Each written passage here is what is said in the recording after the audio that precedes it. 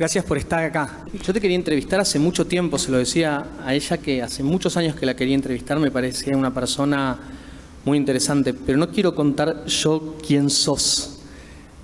Contá vos quién sos. Wow, ¿quién soy yo? Acá no puedo decir que arranco siendo hija de un médico cardiólogo hemodinamicista, y le contaba a Carla, a Nacho, que sé más de stents y la evolución de todo lo que es la desobstrucción de arterias coronarias en infarto agudo de miocardio, más de lo que puede entender el sistema bancario. Así que bueno, soy hija de un cardiólogo. Creo que todos pensaban en ser médica y terminé estudiando comunicación. Me especialicé con un MBA en marketing y negocios internacionales. Y bueno, hice una carrera muy larga en General Motors. Y en el año 2012 me transfirieron acá a Argentina para ser presidente de la operación de Argentina, Uruguay, Paraguay. Y decidí irme de General Motors cuando recibí la invitación para ser presidente de Aerolíneas. Y al año de estar en Aerolíneas, me fueron de Aerolíneas y empecé a trabajar en un grupo financiero.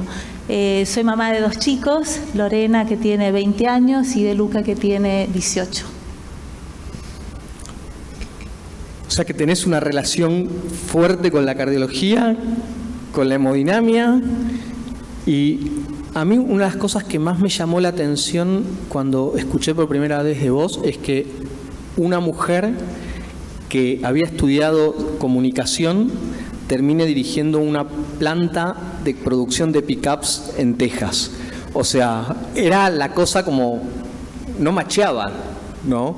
¿Cómo es ese camino que de la comunicación y el del querer comunicar y el de una historia de interesarte por un producto, llegaste a dirigir una compañía como General Motors y específicamente una planta de producción de camionetas en Texas?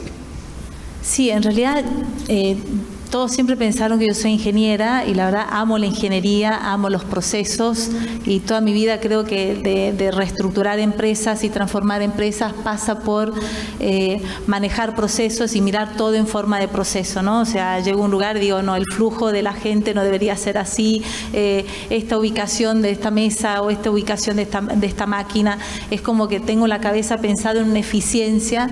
Entonces, naturalmente siempre se me fue llevando a ese camino. Soy muy curiosa. Creo que la curiosidad es algo que se está perdiendo hoy en día en las nuevas generaciones, y la curiosidad fue lo que hizo hacerme crecer en la carrera. O sea, yo tuve 17 años en General Motors, de los cuales pasé por 13 posiciones diferentes, y una de ellas fue ser gerente de producción en Texas, que era muy interesante porque a veces se paraba la línea de motor y venía la supervisora y decía, Isela, se nos paró la línea de motor, o teníamos problemas con los sensores de oxígeno. Los sensores de oxígeno en el motor son los que miden realmente el nivel de emisiones, y uno se da cuenta que no tiene los sensores de oxígeno cuando llega al final de la producción y ya es demasiado tarde para poner de vuelta el motor con el auto en producción. Y me dice, bueno, decía, no puede ser que siempre se te caen los sensores de oxígeno en la línea de montaje. Me dice, bueno, hagamos reunión con todo el equipo de la línea de motores, y me llama y me dice, quiero presentarlas, esta es Isela Costantini, es nuestra gerente de producción, es ingeniera mecánica. Y yo la miro, digo, entre que yo venía de Brasil, porque en realidad soy brasilera, venía de Brasil y había estudiado comunicación social o especializada en marketing, ¿cómo le iba a explicar a una persona que pensaba que yo era ingeniera, que le iba a resolver el problema de cómo hacía con los sensores de oxígeno? Y la verdad que es la curiosidad, o sea, terminé siendo invitada para quedarme y trabajar en el mundo de la manufactura, y no pude quedarme en el mundo de la manufactura porque yo siempre estaba pensando en qué es lo que se viene, ¿no? Hacia dónde estamos yendo, cuáles son los comportamientos de la sociedad, qué es lo que la sociedad necesita. Y bueno, ese fue el camino que me fue llevando a siempre estar cuestionando. Y en General Motors yo tenía un apodo que era el Just Do It, ¿no? Habían cosas que venían de áreas totalmente diferentes. Decía, ¿a quién le tiramos eso? Mira, Isela, tirale que ella lo resuelve. Entonces me caían proyectos de áreas que no tenían nada que ver con el área donde yo trabajaba. Y eso hizo con que fuera desarrollándome en diferentes funciones. Así que no sé cómo llegué ahí, creo que es por la curiosidad, por las ganas de aprender, creo que esa humildad de decir no lo sé nada y quiero aprender, la curiosidad, creo que eso es lo que termina haciendo con que podamos crecer y desarrollarnos en cualquier rubro que nosotros elijamos. Hablas de procesos y de encadenamiento de partes de un auto. Nosotros recién vimos a una trasplantada 2 veces y nosotros, si bien no somos una fábrica de autos, somos una serie de procesos que se tienen que eficientizar, tienen que suceder, tienen que coordinarse para poder llegar a que el paciente sea tratado como debe, en tiempo, en forma. Vos, desde tu nacimiento de hija de cardiólogo intervencionista a liderar procesos en una multinacional, ¿Qué te trajo de tu infancia para llegar a eso? ¿O es algo que fuiste aprendiendo en el proceso, fuiste aprendiendo a liderar? ¿Cómo se llega a liderar una multi viniendo de una familia de médicos? Yo creo que primero, o sea, algunos valores que en mi familia eran, o sea, mi papá y mi mamá era obligatorio estudiar inglés, porque mi papá lo sufrió cuando nos fuimos a vivir a Los Ángeles para hacer su especialización. Era hablar el inglés. Él salía de haber vivido en San Juan, el inglés era muy precario, y de repente estar en el Cedars-Sinai haciendo todas las análisis de laboratorio, trabajando con Macruz, era como que le faltaba el inglés. Entonces para nosotros era obligatorio el inglés, o sea, ustedes van a estudiar inglés, no importa, es la escuela, inglés. Y el tercero era el deporte, o sea, sí o sí había que practicar un deporte. Y creo que la disciplina, la frustración, el tener una marca, yo terminé eligiendo al atletismo, porque todos jugaban al fútbol en mi casa, ¿no? O sea, era medio complicado en esa época, las mujeres casi no jugaban al fútbol, pero el atletismo me dio esa cosa de la superación. Obviamente que estaba el equipo, porque íbamos como equipo a ganar una competencia, pero era cómo uno superaba su propia marca, si saltaba más alto, si mejoraba mi tiempo. Y por coincidencia mi prueba eran las vallas, o sea, me apasioné por las vallas. Y las vallas, siempre les digo que es tan metafórico porque me encantan los desafíos. Y creo que haber escuchado tanto de mi papá, que eran los desafíos de la medicina, los desafíos de empezar a trabajar en un área, en el 78, cuando hace la primera angioplastia, era como que en mi casa se vivía esa innovación, ese breakthrough, esa cosa del cuestionador, de no aceptar cómo las cosas eran y querer aprender más y hacer algo mejor. Entonces creo que tiene mucho, o sea, creo que haber vivido la medicina y haber vivido los inicios de la hemodinamia dentro de mi casa contribuyó mucho para mi desarrollo y mi papá siempre decía, ¿qué huella van a dejar? Le digo, qué peso que nos tira, ¿no? Porque era, ¿qué huella vas a dejar en la sociedad? Entonces, también era parte de decir, ¿qué huella dejo yo? Y la verdad, yo no soy una genia y brillante de que voy a inventar algo, pero dije, yo puedo sí dejar una huella en las personas, con las personas que trabajo. Puedo hacer con que las organizaciones sean más eficientes y que las personas que trabajan el día a día en una organización se sientan felices de que, más allá de que necesitan un sueldo para trabajar, para pagar sus cuentas, que puedan sentir el valor de esa realización. Entonces, creo que 100% de lo que soy yo tiene que ver con lo que vivimos en mi casa desde muy chicos. Para los que no saben, cuando vos hablas de la angioplastía que hizo tu padre hizo la primera angioplastía en Latinoamérica. O sea, estamos hablando de, en el año 78, vuelve de San Diego y hace la primera angioplastía en Latinoamérica. Entonces, pongamos eso en la perspectiva de lo que estás contando, ¿no? Sí, y viniendo de donde venía, porque venía de una familia muy humilde, y cuando volvimos a Brasil, volvimos de Estados Unidos a Argentina en el 76, mi papá decide irse a San Paulo, que no era San Paulo, nos fuimos a Londrina, y en Londrina era revalidar el diploma. O sea, vimos el esfuerzo, o sea, la cultura del esfuerzo, de que nada viene gratis, de que el desafiarte también viene de salir de donde vos estás, tiene mucho que ver con lo que vivimos en mi casa. Y eso que vos hablabas de saltar vallas, vos, ¿cómo ¿cómo crees que vos transmitís a tus hijos? Contanos cuántos hijos tenés y las edades en eso de saltar vallas, porque, bueno, todos tenemos chicos, estamos en la edad de los millennials, centennials, que no sabemos la inmediatez, es lo importante. ¿Cómo haces para transmitir a tus hijos esto de que el saltar vallas es importante y que, bueno, a veces no es el llegar a la meta, sino en ir saltando?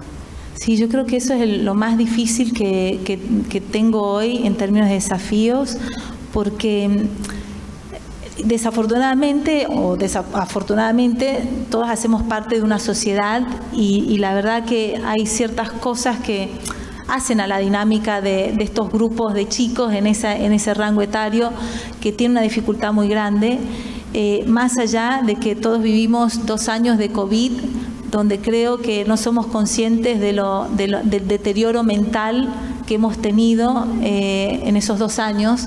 Y digo deterioro mental por la cantidad de angustias, ansiedades, frustraciones. Y yo siempre digo que hay 2 grupos que para mí en la sociedad más sufrieron durante la pandemia. Uno son los adolescentes, porque no pudieron encontrar pares con los que se pudieran encontrar que eran iguales, estaban pasando por la misma, esa cosa de la incomodidad, de que yo no entro en este cuerpo, yo no soy parte de este lugar, yo cuestiono todo, que uno encuentra como adolescente amigos, pares que piensan igual y dice, bueno, no soy yo el loco, pero de repente se encontraron en su familia solos, donde no podían acompañarse mutuamente. Y el otro grupo fueron los más de 70, 80 años que se les limitó la movilidad, problemas de caderas, rodillas, se les limitó la actividad mental porque ya no podían estar en contacto con los chicos. Entonces yo creo que para los adolescentes y en los casos de los míos, que bueno, hoy tienen 20, les tocó a los 16 años, fue muy difícil porque pensar en pasar desafíos, una cosa es cuando depende de uno y otra cosa es cuando uno está dentro de un ambiente que te controla y te limita de cómo te vas a superar. Entonces creo que hoy el gran desafío que tengo es cómo recupero esos 2 años de una autoestima, una frustración, una angustia que hoy empiezan a tratar de desarrollarlos y salir de eso. Pero creo que el estímulo es clave, Carla, es cómo estimular a los chicos a que si algo no les funciona o algo no les sale mal, que lo sigan intentando, que es parte del proceso y parte del aprendizaje. No son procesos fáciles con los adolescentes hoy en día. Ojalá hubiera sido mi época de adolescencia, era mucho más sencilla, pero creo que son momentos donde las redes sociales no aportan mucho y cuando uno dice tengo que cerrar espacios y canillas de ese tipo de intromisión en la educación de los chicos, se hace muy difícil.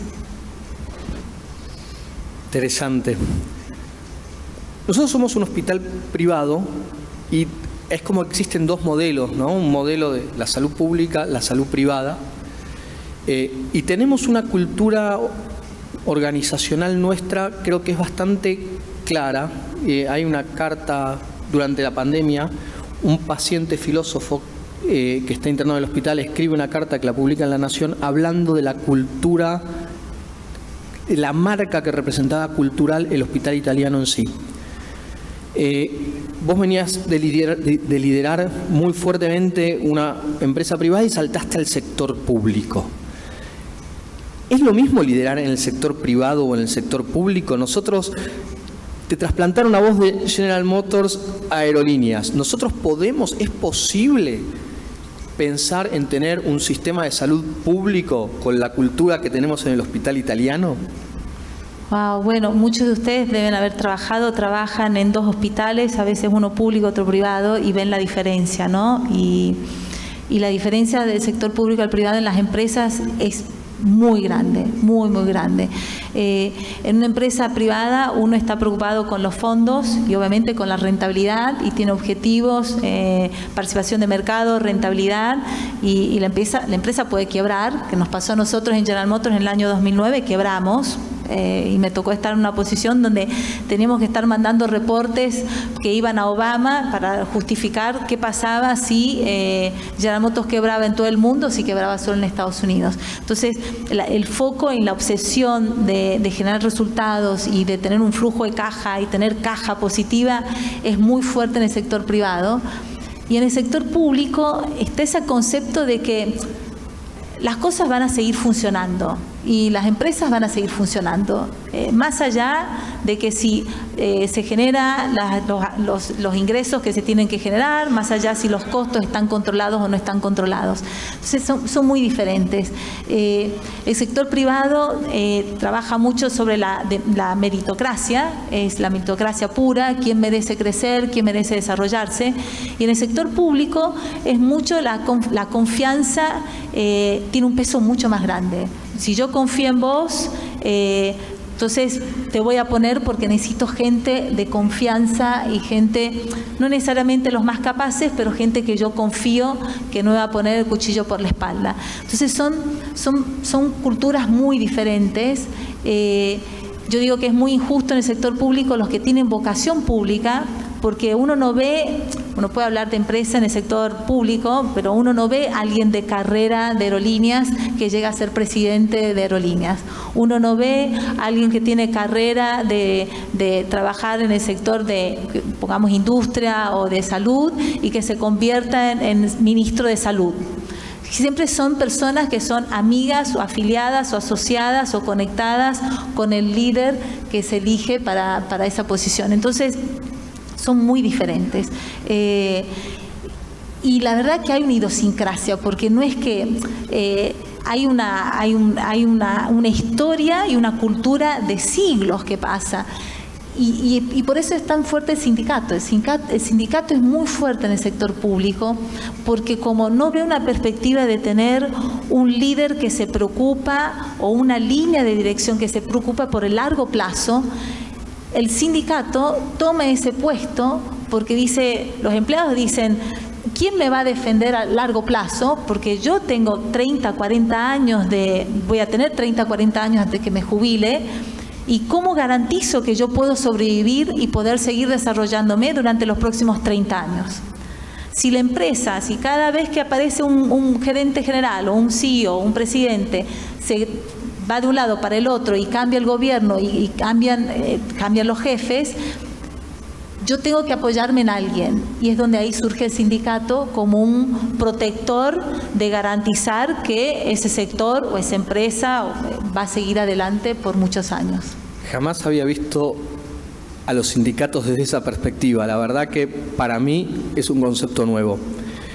Y la otra cosa que me resulta interesante es, todos nosotros o muchos de nosotros somos nacidos y criados dentro de este hospital, de una organización, y fuimos creciendo, madurando, alcanzando distintos lugares adentro de la organización, lo que yo llamo un liderazgo prevalente. Vos estás ahí y vas creciendo, y a vos de pronto tuviste un liderazgo incidente, o sea, te sacaron de un lugar y te pusieron en un lugar a partir de hoy donde tenías que ocupar un puesto que había requerido maduración.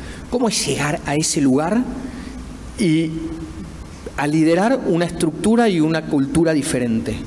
Déjame agregar algo a eso. ¿Y es diferente liderar ahí el explante de un privado a un público siendo mujer, o es igual de difícil? Yo creo que en la política todavía hay un desafío de ser líder en esos sectores como mujer, y ya explico por qué. Yo creo que en el terreno privado más mujeres han ido ocupando espacios de liderazgo en diferentes niveles, ¿no? Sea un gerente, supervisor, director. Entonces ya es como que se entiende cuál es el rol de la mujer en el sector privado.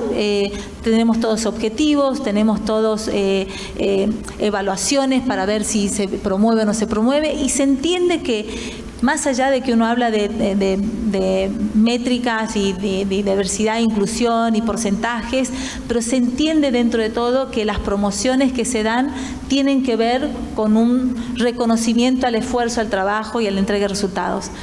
En la política, el tema del poder, la forma que la mujer, y eso es mi opinión, ¿no? La forma como la mujer dentro de la política ve el poder es muy diferente de cómo el hombre ve el poder.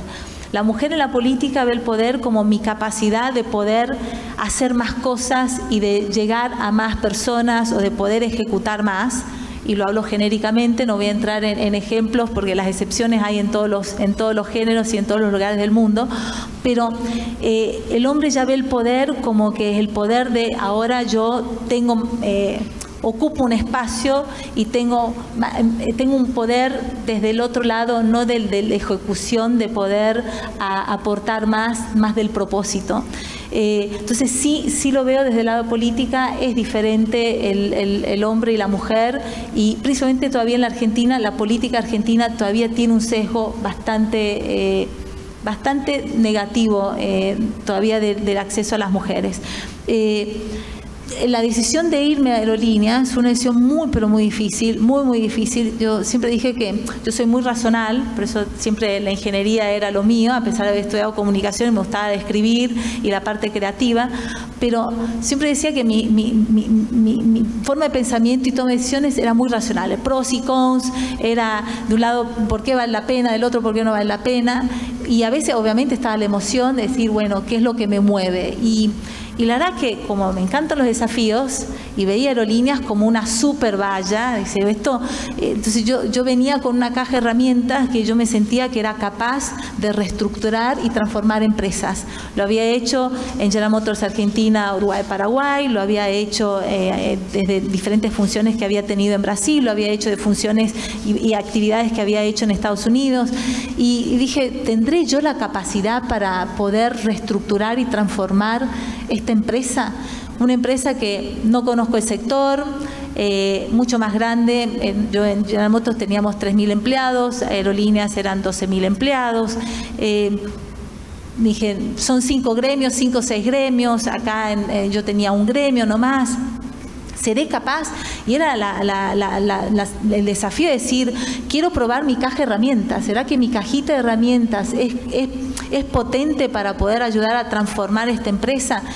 Y mi papá siempre decía que por haber sido argentinos viviendo en Estados Unidos, viviendo en Brasil, él siempre decía que tu tierra y tu patria es la que te da de comer, y uno tiene que devolverle lo que le da la patria a uno. Entonces decía, bueno, la verdad, Argentina me ha dado tanto, es mi momento de darle vuelta. Entonces yo tenía esa dualidad de la emoción, decir, eso me mueve, creo que es el momento de retribuir, es el momento de testearme. Entonces me movía a decir que sí, pero mi planilla de pros y cons me decía, estoy loca, esto es suicidio, no lo vas a hacer. Para que tengan una idea, yo 2 meses antes de renunciar a General Motors, viajé en el avión privado de la CEO de Estados Unidos a un evento en San Pablo. O sea, yo escribía, quiero que tal auto tenga tal cosas, y me decían, ok, escuchemos lo que Isela tiene que aportar. Entonces tenía un nivel de influencia dentro de General Motors y reconocimiento que era una locura pensar, era suicidio pensar que yo me iba de General Motors. No se le pasaba a nadie por la cabeza. Y en esa cosa de que, esto dice que no, esto dice que sí, descubrí que había otra forma de tomar una decisión, y la defino como la decisión del alma, ¿no? Entonces en un momento dije, ¿sabes qué? Puse las manos hacia adelante como si estuviera agarrando mi corazón y digo, y hice la pregunta y me lo puse como una afirmación, dije, me voy a Aerolíneas. O me quedo en General Motors. Entonces me dice, me quedo en General Motors. Ok, no sentí nada. Dice, me voy a Aerolíneas. Y de repente se me llenó el pecho como un calor, y dije, esta es la respuesta, tengo que ir. O sea, esta es mi vocación, ahí tengo que ir, tengo algo para hacer ahí en ese lugar. Así que eso fue un poco mi decisión de ir. Obviamente que yo iba pensando que era liderar una empresa, que era una empresa del Estado. Nunca me imaginé que era entrar en una empresa política que no era del Estado, pero era del gobierno. Pero a pesar de todo, o sea, como decía al principio, yo trabajé 17 años en General Motors, 13 posiciones diferentes, pasé por todas las áreas que se puedan imaginar, y eran jefes de mis jefes que se peleaban, y decían, bueno, Isela ahora se viene para acá, Isela se viene para allá. Y de repente haber pasado por una experiencia donde después de haber tenido que desvincular mucha gente, ser desvinculada, estuvo muy bueno estar del otro lado de la mesa, donde te dicen, hasta acá llegaste, chao. Y poder salir y decir, wow, así se siente del otro lado, ¿no? Porque a veces en la historia de Josefa, ¿no? ¿Cuántos de ustedes han sido pacientes, ¿no? Y digo que no hay peor paciente, son los más impacientes que los médicos en un hospital o internados, porque saben todo lo que está por atrás y se imaginan todo lo que están hablando que no les están contando. Entonces, es un desafío también sentarse del otro lado y ver qué es lo que del otro lado, cómo se siente, cómo se ve, cómo lo esperan, cómo se imaginan. O sea, a tu punto, cómo se vive en el hospital, es muy importante sentirse del otro lado, ¿no? Cómo se siente el paciente que camina por un hospital con la incertidumbre de entrar pensando que está todo bien y salir sabiendo que está todo mal, y cómo transitar un número más, ¿no? O sea, de pensar, estoy manejando un paciente que es un número, es un porcentaje de riesgo, o estoy manejando un paciente que tiene una familia y tiene una serie de emociones dentro del combo que viene a mi consultorio. ¿Cómo manejaste esto? Lo que estás contando es incomodarte, porque era cómodo quedarte en General Motors y seguir escalando o seguir pasando de posición en posición donde todo el mundo te conocía, y te fuiste a incomodar a aerolíneas y terminaste echada, ¿sí?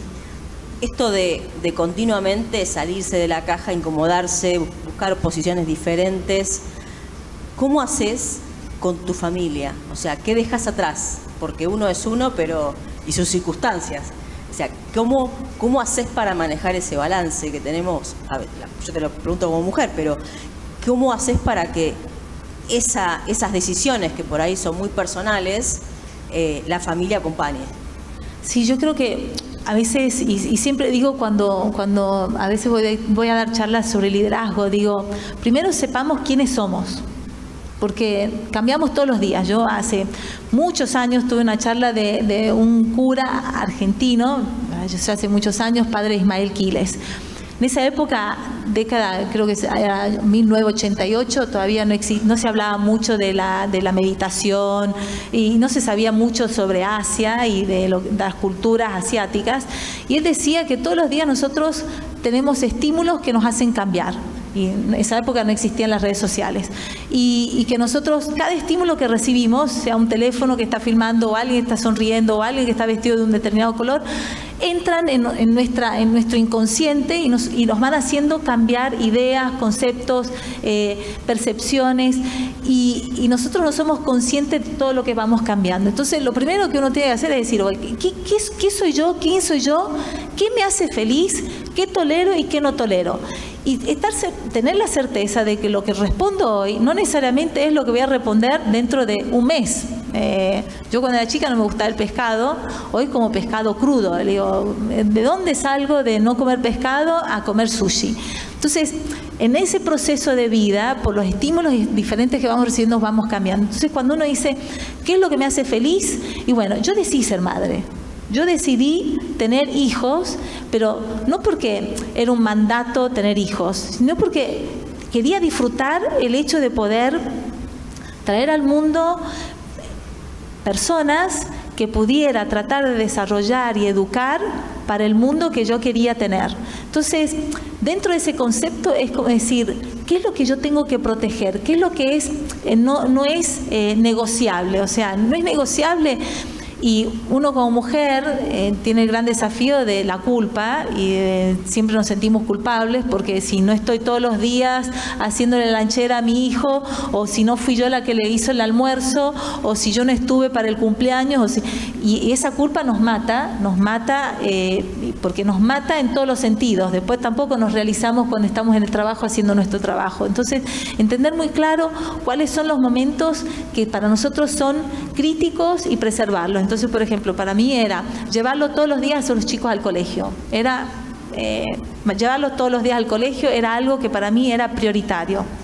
Segundo, ir a buscarlos al colegio, porque a veces yo llegaba en la noche y estaban cansados, no había espacio para conversación, entonces ir a buscarlos me permitía ir hablando con ellos en el auto. Yo tenía el otro desafío porque en Brasil hablaban portugués y yo les hablaba en español, y mi papá me decía, vos vas a ser la única que voy a tener nietos tuyos que no hablan español.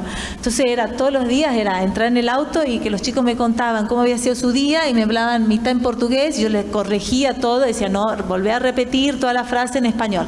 Y era también parte de yo tengo que asegurar que mis hijos hablan español porque es parte de mi cultura, y fue blindar eso, pero también que uno encuentra ahí el desafío de las mujeres que están en clases sociales más complejas, que uno termina armando su espacio, su equipo de contención, sea el marido, sea la señora que trabaja en la casa. A veces son dos personas, y a veces cuando uno tiene la madre puede ayudar. En mi caso, mi madre vivía lejos, yo vivía en San Pablo, ella vivía en Curitiba.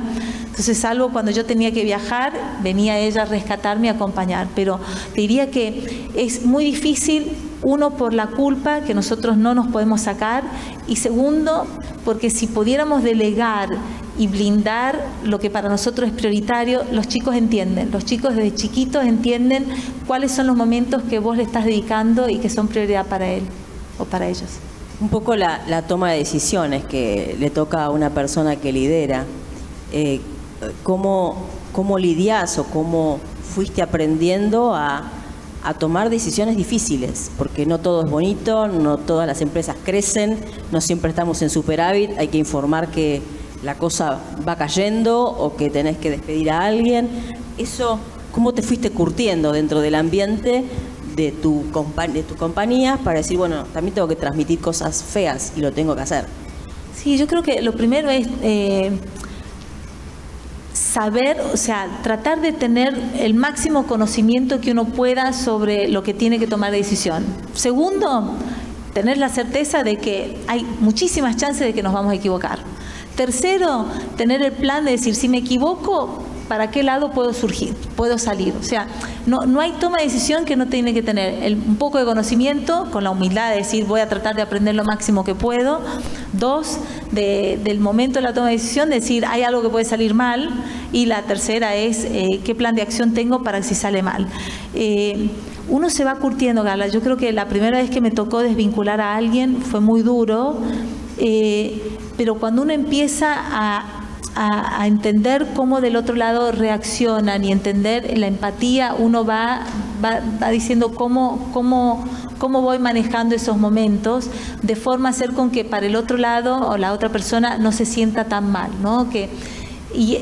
Por eso decía que el haber vivido del otro lado de la mesa terminó de cerrar mi aprendizaje para en el momento de las siguientes desvinculaciones.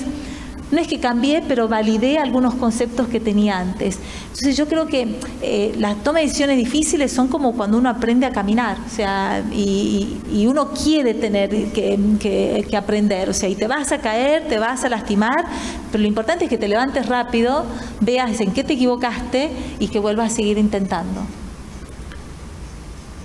¿Sos brasilera?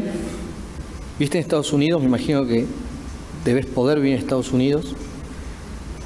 Lo tenemos al Papa que vive en el Vaticano, lo tenemos a Messi que vive en Miami. ¿Por qué vos vivís en Buenos Aires? ¿Por qué elegiste, teniendo las posibilidades de estar en otros lugares del mundo, estar acá? Bueno, en realidad soy brasilera, americana, italiana, ya demasiados pasaportes, y elijo Buenos Aires, y elijo Argentina. Elijo Argentina primero porque creo que es una ciudad que tiene muchas cosas que no las encuentro en Brasil. Tiene siempre dije que como madre y padres nosotros tenemos, uno, la obligación de darle educación a nuestros hijos. Segundo, darles los valores. Tercero, darles herramientas de las que uno se imagina que pueden llegar a necesitar. Y la cuarta son los amigos. La capacidad de armar amigos. Y yo no he visto ningún otro país de los que he vivido que permita a los chicos armar amistades como se arman acá en Argentina. Tanto que si hablamos de cuántos jóvenes se van a vivir afuera, lo que más sufren, quieren volver porque extrañan los amigos, extrañan los asados, extrañan ir a jugar al fútbol. Argentina tiene algo de esa relación interpersonal que... y ojo, yo viví, o sea, toda mi infancia, adolescencia, la facultad, todo viví en Brasil, mis mejores amigas estaban en Brasil. Yo viví un año en Córdoba, de marzo a noviembre, en último año de la secundaria, hice mis 2 mejores amigas. Y tiene esa cosa de ciudad grande, pero también una ciudad donde uno se puede mover en transporte público, llega a todos los lugares, tiene la cultura, pero también tengo las ganas de aportar y ayudar. O sea, creo que es una sociedad donde está más abierta a poder aportar desde lo que cada uno puede aportar. Creo que hay un suelo más árido para poder recibir lo que cada uno pueda aportar. Con Nacho nos devoramos tu libro. El mío está lleno de post-it. Nacho subraya. Un líder en vos. La verdad que vos marcás el transcurso de tu carrera y todos los obstáculos y las vallas en los diferentes capítulos, y la verdad que lo recomiendo como mesita de luz para ir leyendo cada tanto. Si vos tuvieras que darte un consejo, ¿sí? O que te hubiera gustado un consejo hace 20 años, a la Isela de hace 20 años, y un poco, ¿qué consejo le darías a nuestros jóvenes, que son los médicos jóvenes residentes en Argentina? ¿Qué consejo te hubiera gustado que te dieran para afrontar lo que venía? Wow. Yo creo que el consejo es que no hay límite para entender las capacidades que uno tiene, y que uno tiene que explorar y descubrir las habilidades que uno tiene, que a veces sea la escuela donde uno va no lo ayudó a descubrir, sea porque la familia donde nació no llegó a no sé, yo podría haber sido música, y en mi casa la música hacía parte, pero no. Yo creo que es la exploración. Yo creo que es explorar y descubrir que no hay límites para desarrollarse, ¿no? En el libro hablo de cuando descubrí por qué tengo que usar la mano derecha. ¿Quién me dijo que tengo que usar la mano derecha? Quiero usar la mano izquierda, y voy a desarrollar la mano izquierda. Y yo creo que hay muchas de las habilidades que nosotros tenemos que las tenemos guardadas y no las estamos desarrollando. Entonces creo que hay muchas capacidades que nosotros deberíamos estar buscando desarrollar en nuestros hijos, que las deberíamos buscar. Hay una frase que creo que con esto vamos a cerrar, que vos mencionás en tu libro, que es querer es poder. O sea, el límite, no hay límite. Un poco, contanos brevemente, ¿qué es querer es poder para vos? Bueno, fui súper cuestionada con el querer es poder, porque cuento la anécdota muy rápido. O sea, yo tenía 6, 7 años, estaba primer año de la primaria, y me habían convocado para un campeonato era salto en largo en el colegio, y yo quería ganar una medalla. No importaba si era primero, segundo, tercero, o si era medalla de honor, pero yo quería ganar la medalla. Entonces me había puesto a entrenar toda la semana. Teníamos un pasillo en el departamento y me ponía una rayita y saltaba a ver si podía llegar más lejos. Entonces era la noche, yo estaba sentada en mi cama, tenía una medalla de la Virgen María que me había regalado mi madrina, y la tenía, y yo decía, quiero ganar una medalla, quiero ganar una medalla, quiero ganar una medalla, ¿no? Entra mi mamá al cuarto y me dice, ¿estás bien? Digo, sí, estoy bien, toda avergonzada, ¿no? Y me dice, ¿qué pasa? ¿Qué estás haciendo? ¿Qué tenés en la mano? Entonces le abro la mano y dice, ¿pero qué es? Entonces le digo, no. Entonces le cuento. Dice, mi mamá pobre, me dice, bueno, pero lo importante es competir, no es ganar, así que lo importante es que te llamas. Le digo, no, mamá, yo quiero ganar una medalla, y quiero ganar la medalla, y tengo que ganar la medalla. Bueno, al día siguiente, bueno, fue competencia, sacó segundo lugar, y yo feliz que había ganado la medalla. Llego a mi casa y me hago en una hojita de papel en blanco, escrito en negro, pongo, querer es poder. Y me lo dejo ahí como diciendo, quise algo y lo logré, lo practiqué, me lo mentalicé. Ni siquiera se hablaba de mentalización, de neurolingüística, nada en esa época, pero yo me lo puse ahí que lo iba a lograr. Como a pocos, qué sé yo, semanas, vienen unos amigos de mi padre a cenar a casa, y el amigo de mi papá entra, viene a saludarme y ve el papelito que yo lo tenía en mi escritorio de querer es poder, y se ríe, ¿no? Me dice, ¿querer es poder? Le digo, sí. Me dice, la vida no todo es querer, no todo se puede. Y yo lo miraba y decía, pero yo logré lo que quise. Y creo que eso me trajo muchas de los cuestionamientos, de decir cuánto uno realmente puede encontrar las habilidades o las conexiones o las personas que te pueden ayudar a lograr lo que uno quiere, ¿no? Pero es el hecho de no depender solo de uno, pero depender de lo que uno puede conectarse y darse vuelta para tratar de conseguir lo que uno realmente lo hace feliz y lo llena a uno. La verdad que te escuchaba y decía, no sé, alguien que hizo tanto, que creció tanto y que es tan sencilla, ¿no? Entonces, creo que tu mayor ejemplo es eso, porque estás acá, sos alcanzable y nos estás contando todo esto. Así que la verdad que yo te quiero agradecer muchísimo tu tiempo, que te hayas acercado a compartir todo esto con nosotros, y les voy a pedir un fuerte aplauso para Isela. Gracias, Nacho, un placer.